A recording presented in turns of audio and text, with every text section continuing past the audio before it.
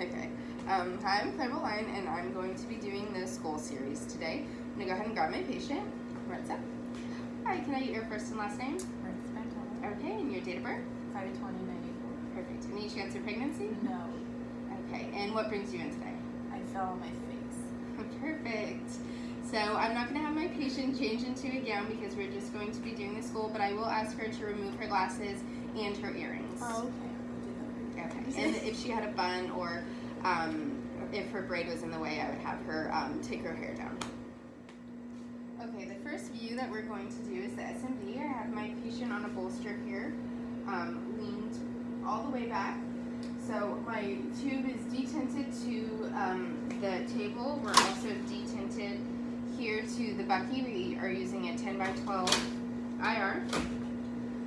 I have my central ray equidistant in between the angles of my patient's mandible, and we are going to be 3/4 of an inch anterior to the EAM.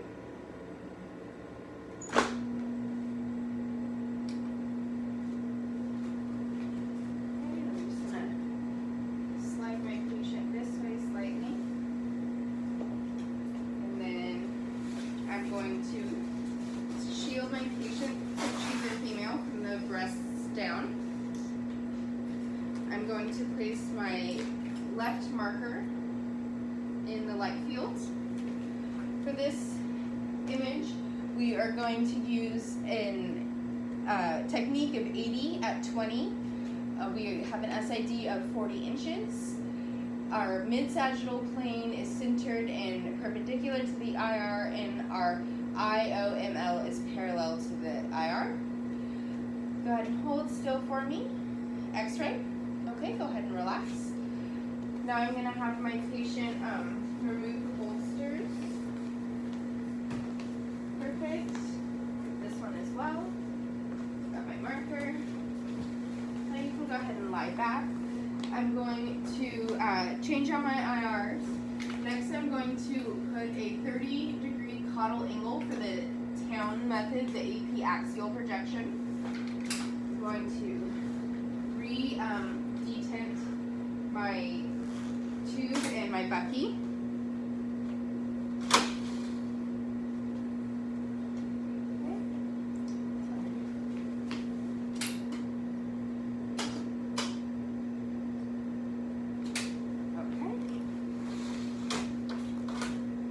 And we are at the mid-sagittal plane and 2.5 inches above the glabella.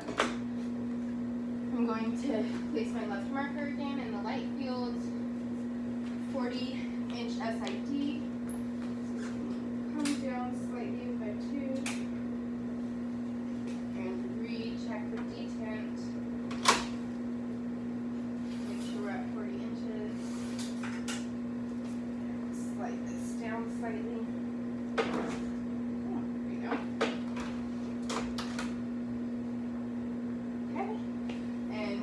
The shield.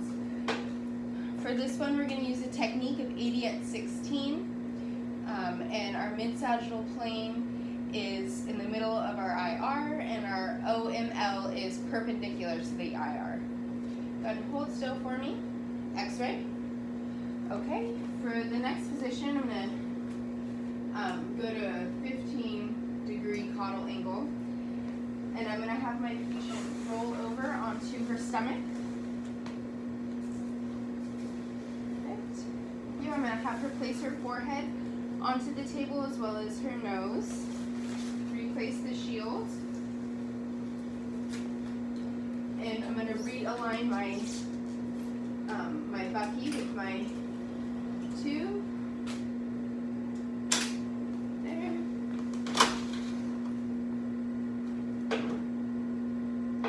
Okay, we change the IR out. And this one, our central ray is exiting the nasion. Perfect. And we're also at the mid-sagittal plane. I'm going to place my marker again in the field of light. My left marker on the left side of the patient. For this one, I'm going to use a technique of 80/12.5. and the OML and the mid-sagittal plane are perpendicular to the IR. Go ahead and hold still for me. X-ray. Okay, relax. The last image, I'm going to have my patient slightly oblique her body and place the left side of her face on the table. Perfect. And I'm going to remove the angle. One is going to be perpendicular.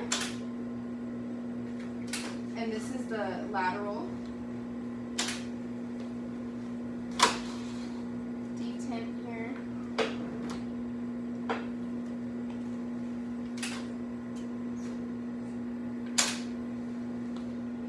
Changing out my IR, keeping it at 10 by 12. Making sure I stay detented with the table. For this one, my central ray is at the mid-coronal plane, and we are going 2 inches above the EAM. Again, going to place my marker in the field of light. Keeping my shield on the patient. For this one, my mid-sagittal plane is parallel to the IR, the interpupillary line is perpendicular to the IR, and my IOML is perpendicular to the front edge of the IR. My technique is 75 at 4. Go ahead and hold still for me. X-ray and relax. And that is it for my school series.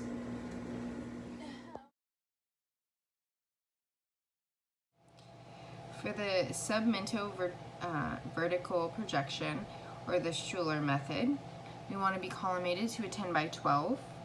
We want to have the entire cranium without tilt or rotation. We can tell this by having equal distances from the lateral borders of the skull to the mandibular condyles on both sides. We want the IOML parallel to the IR, and we want the neck to be in a full extension.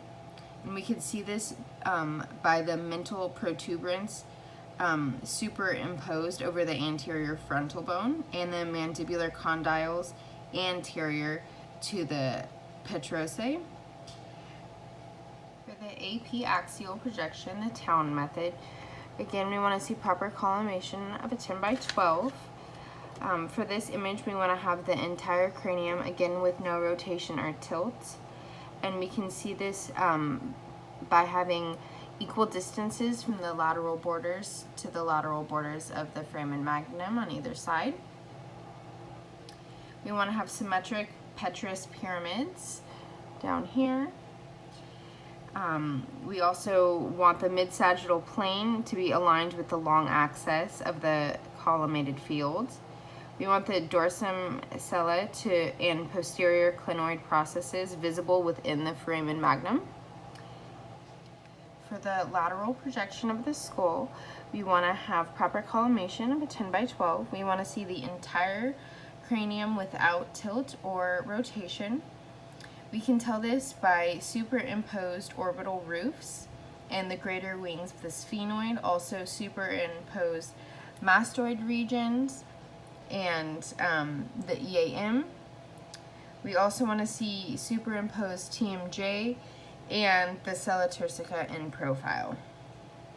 This is the PA axial projection, the Caldwell method. We want to see proper collimation using a 10 by 12. For this image, we want to see the cranium without rotation or tilt, and we can see this by having equidistant lateral borders to the lateral side of the orbits on both sides. We want to have symmetric petrous ridges lying in the lower 1/3 of the orbits.